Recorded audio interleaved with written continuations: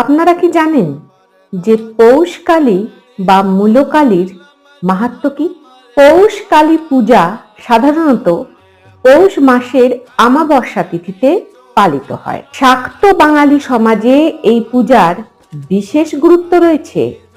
কথিত আছে যে এই সময় অশুভ শক্তিগুলি সক্রিয় হয়ে ওঠে।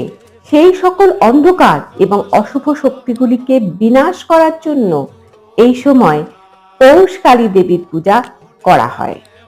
পৌষকালী দেবীকে অনেক অঞ্চলে মূলকালী নামেও ডাকা হয়।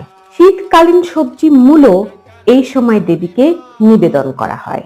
এই পৌষকালী দেবী বাংলা তথা বাংলার কৃষি নির্ভর প্রেক্ষাপটে কৃপা বর্ষণকারী ও রক্ষক হিসাবে পূজিত হন, যা কিনা শীতকালে পরিবারে শান্তি, সমৃদ্ধি এবং উর্বরতা প্রদান করে।